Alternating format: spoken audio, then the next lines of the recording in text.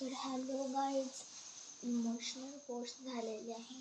आता आधीला गेलेले आहे काल. तर आता डायरेक्ट बाळाच्या बर्थडेलाच व्हिडिओ करणार आहे.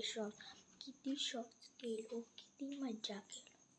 तर आता इमोशनल वाटतंय, आता फीलच इमोशनल हे ती असं आम्ही झोपायचं खूप शॉर्ट्स करायचं. तर आता ते आम्ही भांडणाचे शॉर्ट्स केलो, खूप शॉर्ट्स केलो.